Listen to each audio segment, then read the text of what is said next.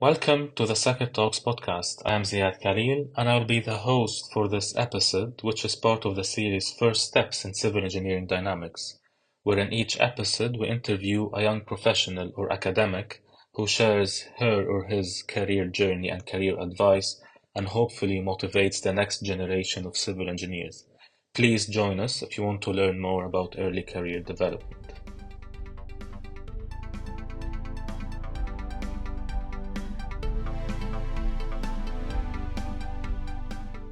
Welcome to a new episode of our SECED podcast series, First Steps in the Field of Civil Engineering Dynamics. Today, we are joined by Francesco Morfuni, which I'm so happy to have him here with us today as a guest. So, welcome, Francesco. Thank you very much, Ziad, and thanks for those who are listening today. So let's first start with a brief introduction about yourself, including your current role, and a little bit about the company you are currently working for. Yes, I'm Francesco Morfuni, so I'm a chartered civil engineer working in the UK. As you might have guessed from my name, my background is Italian, so I was born in Italy and got my master in civil and structural engineering from Sapienza University of Rome. And then approximately 7 years ago, I moved to the UK and I'm currently leading the plant civil and structural design team at Newcleo. So Newcleo is the company I'm working for, and with the wider engineering team, we are designing and delivering one of the next Gen 4 fast reactor cooled by lead with a special intent to close the fuel cycle, which means that we will be able to provide safe, clean, inexhaustible and affordable energy for the generations to come. So going back to the very beginning, so doing your undergraduate degree in Italy. So I'm curious, what was the motivation behind choosing a civil engineering degree in the first place? It's tough questions to answer. I think that I've always been attracted to the built environment and all the construction activities and construction site. But at the very end, once I finished my high school, one of the mentors that I had the pleasure to have during my life convinced me that the civil engineering could be the right path to me, when he described the role of civil engineers as opposed to the one of scientists. Because scientists have a beautiful job, which is the one to ascertain and determine the laws that regulate the natural environment. But at the same time, the civil engineers have, in my opinion, a more beautiful and fascinating role because they are empowered by the society to make a change, a physical change to the natural environment into the built environment. So they are empowered by the society to do so. And I found that all of that really fascinating. I decided that civil engineer could be a good choice for me, and it actually turned out to be. So I joined Sapienza University of Rome. I took my master in civil with a specializations in structural engineering and a final thesis in seismic design. Yeah, so after finishing your I believe your undergrad, and you had also an MEng degree in Sapienza, right? So after this, you decided to go right afterwards to London to do actually an MSc in earthquake engineering at UCL. So can you tell us more about that? Absolutely. So I would say that my comfort zone during the undergraduate and the MEng in Italy was always the seismic design and the structural dynamics.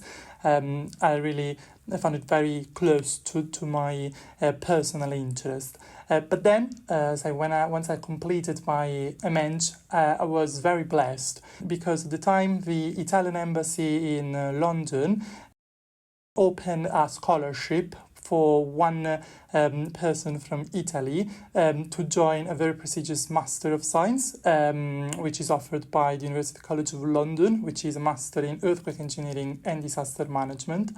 And at the time I applied for the master while I was preparing my dissertations for my MEng in Italy, and actually I found out I was a successful candidate a few days before the discussion of my dissertation, so it happened all very quickly, and a few weeks after I moved to London, I changed totally my life, and I'm started the Master of Science, which is a very interesting master because it's quite multidisciplinary.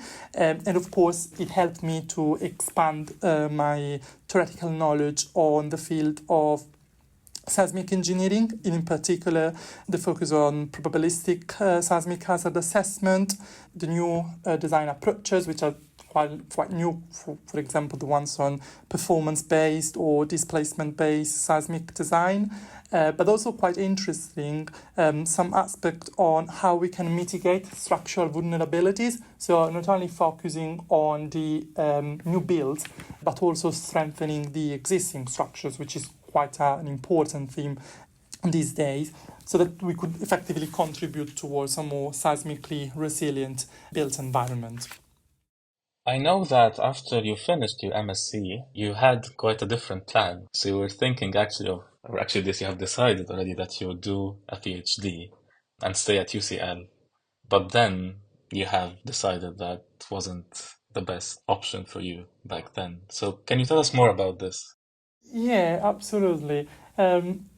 It's true. So while I was doing my master, I applied for a scholarship to carry on with a PhD in the same university. And once again, I was really blessed to win this scholarship to start a PhD in the field of structural and earthquake engineering.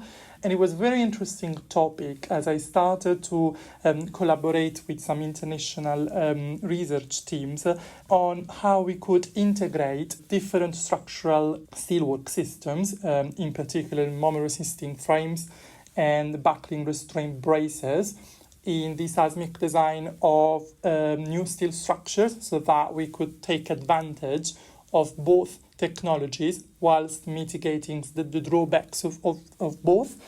And it was quite an interesting topic because, as I said, there weren't at the time a lot of design course and guidance on that. So this was a great research opportunity to explore the theory behind the rationality of quartz. But at the same time, as you anticipated, at some point I felt that carrying on in academia wasn't anymore the right thing for me to do. And I think it just happened because I changed a little bit the focus on my career and what was really interesting me at the time.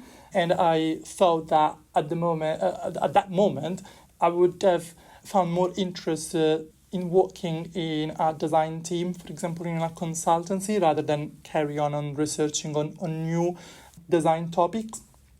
And that's the reason why I decided to put on hold my research and do quite a bold move from academia to the industry. And at the time, I decided to join Atkins, which is, of course, one of famous engineering consultancy in the UK, and in particular joined the nuclear business, which is now the business in which I keep working on. Yeah, I would say that that's not a very easy decision. But since you had a little bit of both sides, like from the academia and the industry perspectives.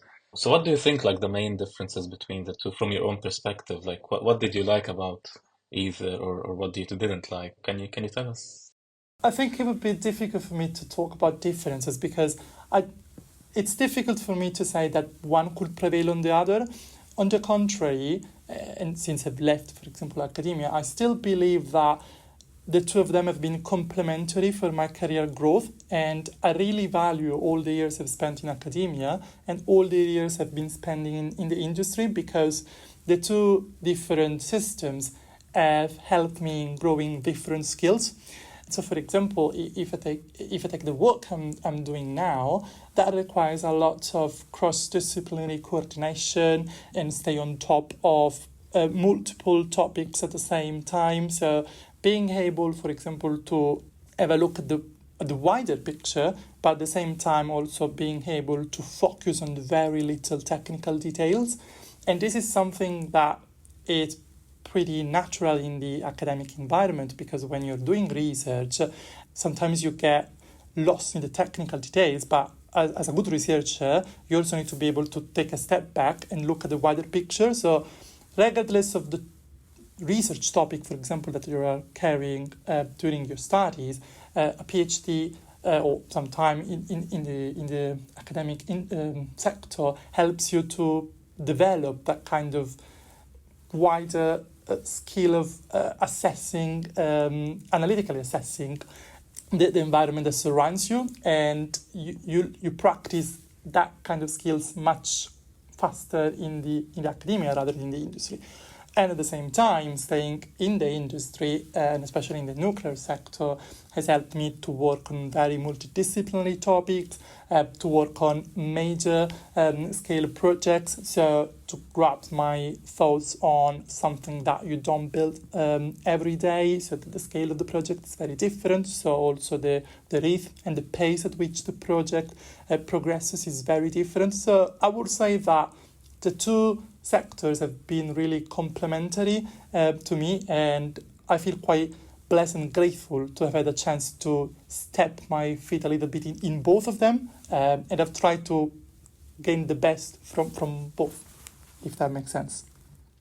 Yeah, of course. Yeah. I totally agree with research and industry. I see, like, if you don't have a practical sort of perspective from the research side and the other way around, it doesn't add much value. But yeah, I agree with you. But do you see yourself going back at some point to restart your PhD or anything? One thing that I've learned as an expat living in another country is that I'm really enjoying what the present is offering me. So I don't put limits to the future. It could be, it might not happen, but I've learned to listen to myself and, of course, to what my life mentors have been telling me. So I don't preclude this opportunity, but at the moment I'm very happy where I'm sitting, because I also have the opportunity to still maintain some bridges with the academic world through SECED, for example, which is great for me because it's a very good balance, I would say. So yeah, so after that, quite a tough decision that you took. So you joined Atkins Realis for almost 4.5 years, first as a graduate engineer, and then you progressed along the way. So can you just give us some insights on the experience you gained in Atkins? Absolutely.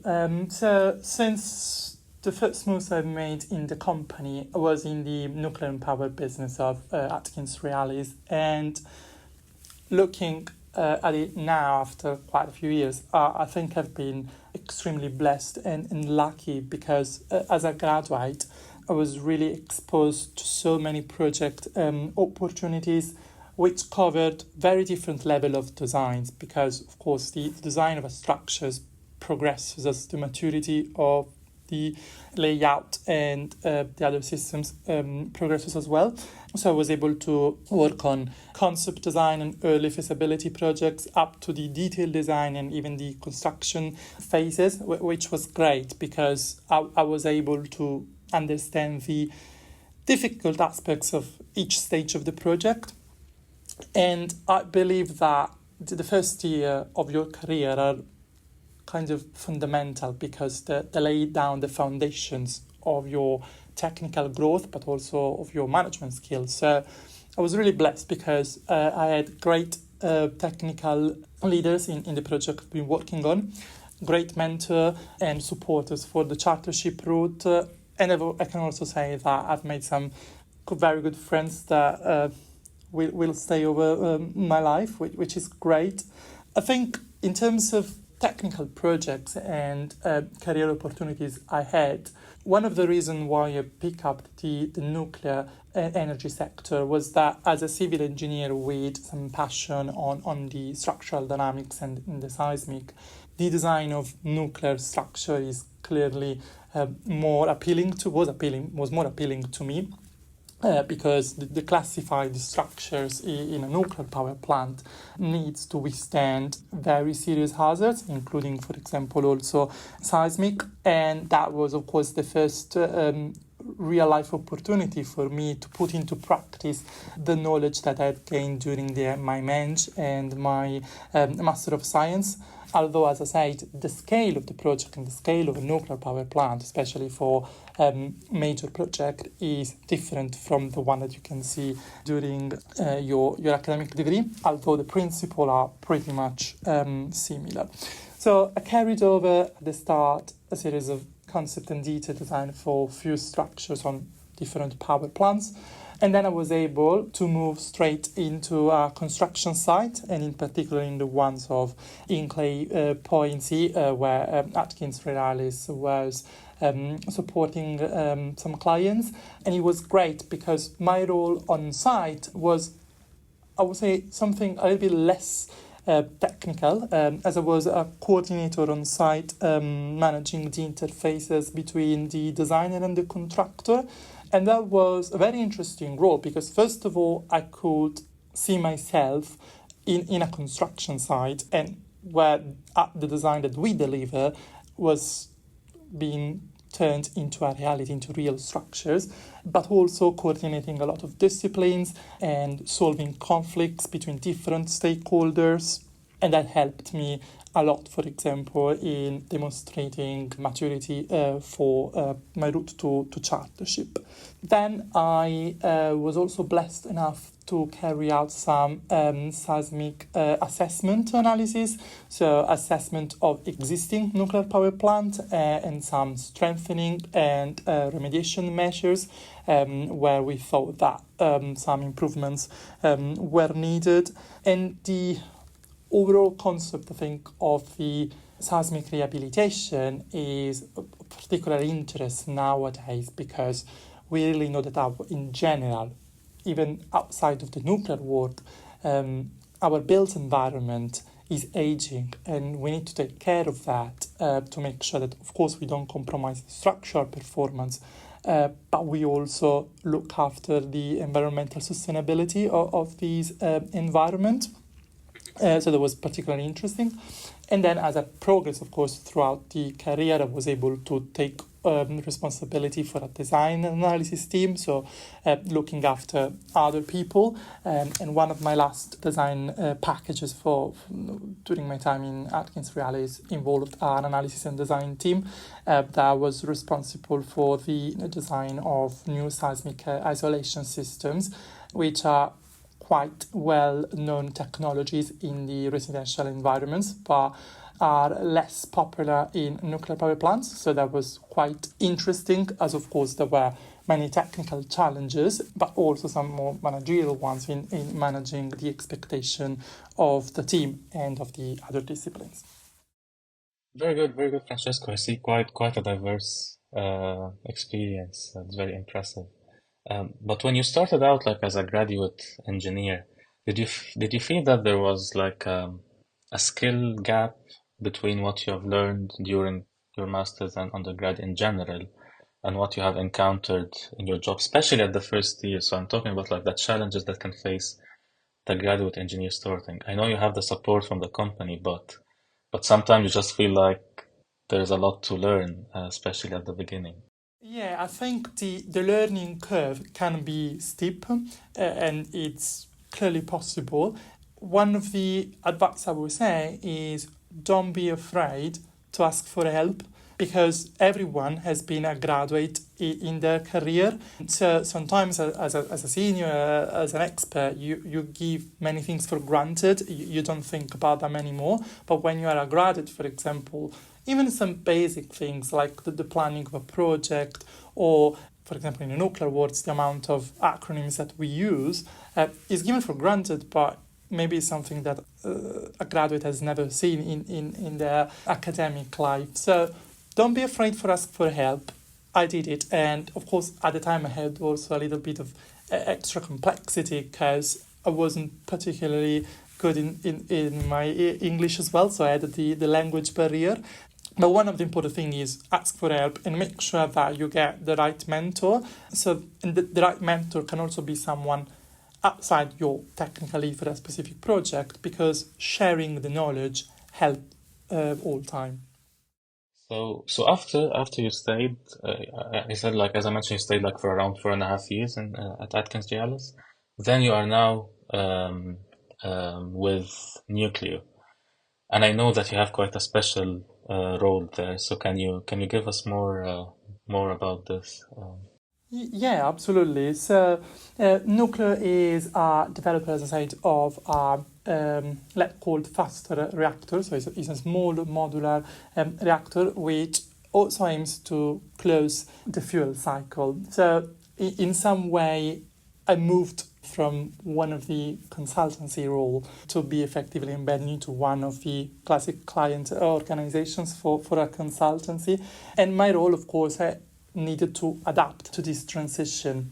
I'm currently leading the plant civil and structural team, which is effectively the civil engineering team for our LFR program. And my responsibility have slightly shifted as I maintain, of course, for a good part of my daily job, the technical role, but I also have more interface coordination and management of other stakeholders. This is because as we are a growing organization, part of our design is managed in-house, so we make leverage on the internal expertise that we have effectively in 3 countries, in the UK, in France, and in Italy.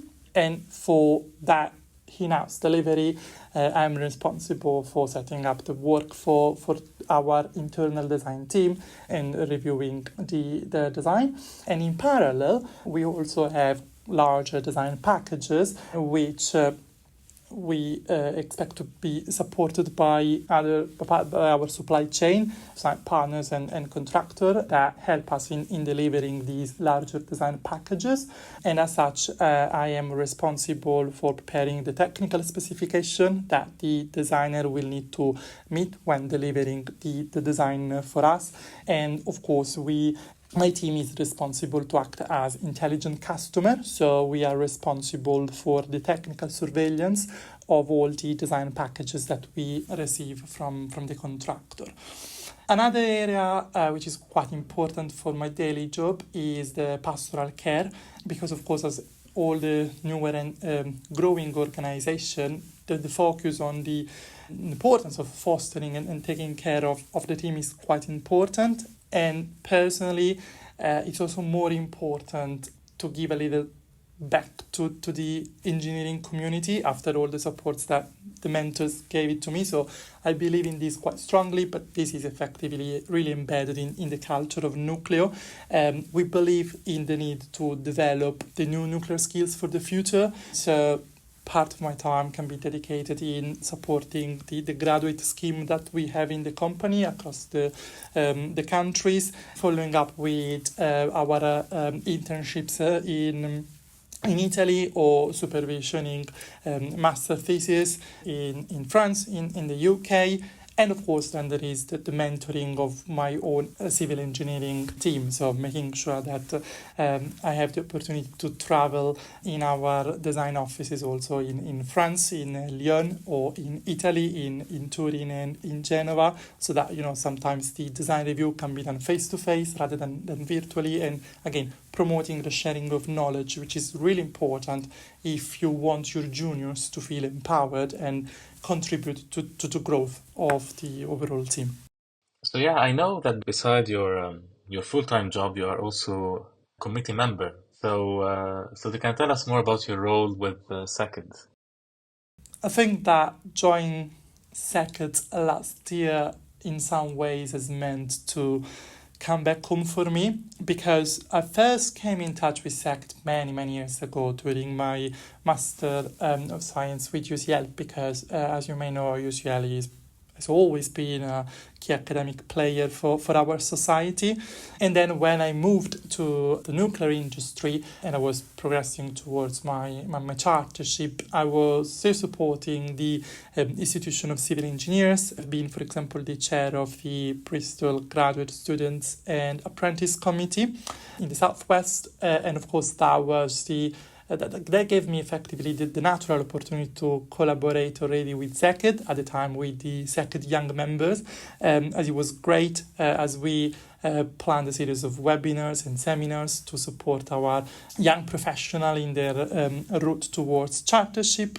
And then when I got got chartered myself, I thought that it was really time to give back to the profession, to the community of the civil engineers, and effectively to the IC. And I put my name forward for SECED because, as I say, the structural dynamics is part of my comfort zone, and it's been a pleasure to meet again so many known faces. And if I'm able to give just a little bit of what all my mentors have given back to me at the time, that's great, because I think we all have a commitment to support the next generation of the civil engineers.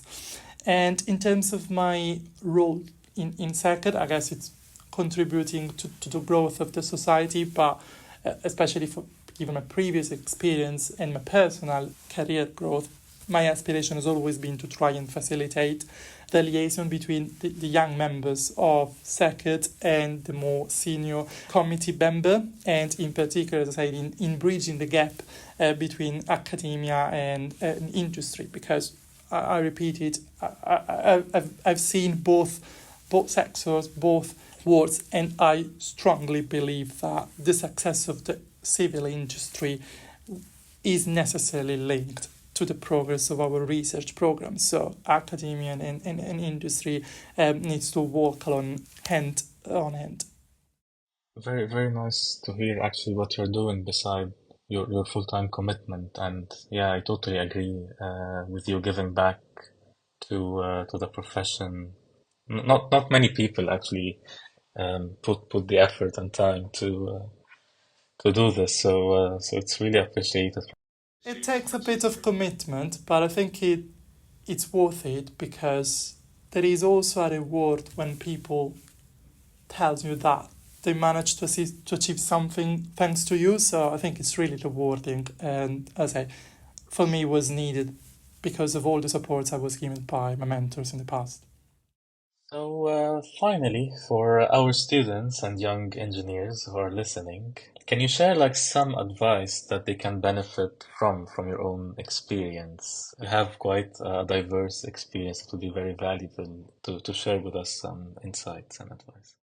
Yeah, I'll try my best, and I'll try to possibly use some of the words of one of my mentors that he used to me many years ago.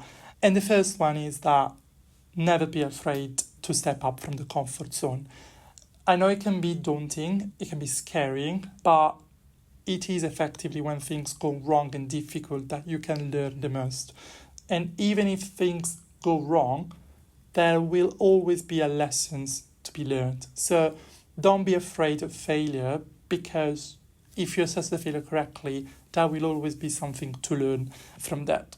And as you might have realized, as I've been talking about this a lot during tonight, mentors can be really a great opportunity to fast track your career growth. So I've been looking for mentors throughout all my life, I would say, both in academia, in the industry. So don't be afraid to look for mentors.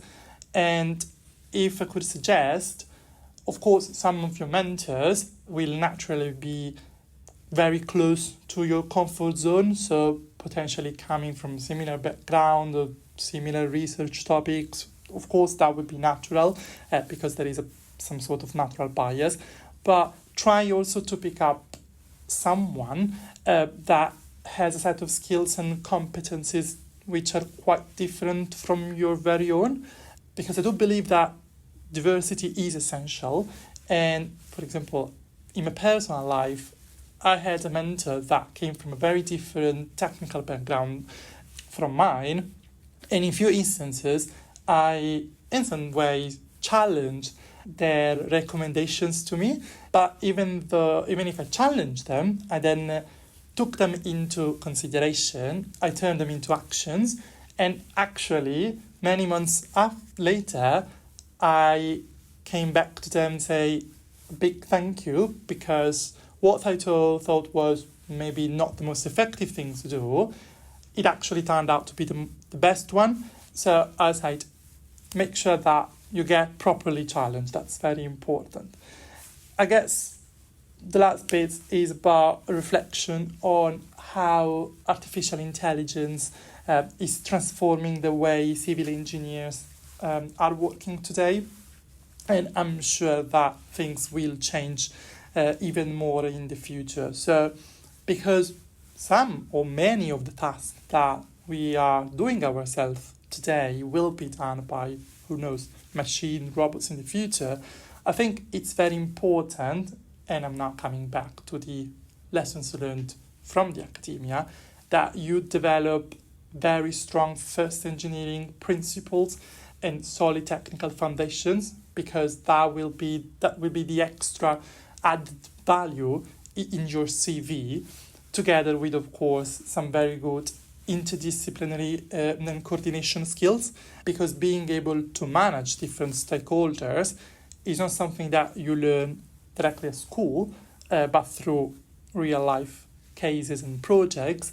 And again, that will be an extra value for your career, because you will be seen as someone that brings a solution to the table and not just problems. So I think that's really important.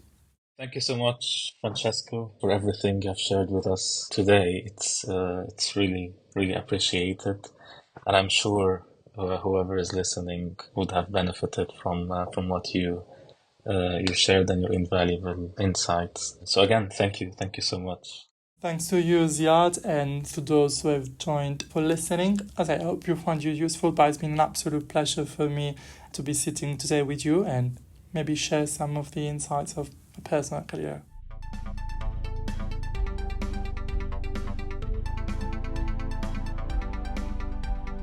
Thank you for listening to the SECED Talks podcast. We hope you enjoyed this episode, and please don't forget to like, comment, and subscribe to stay updated on the latest episodes.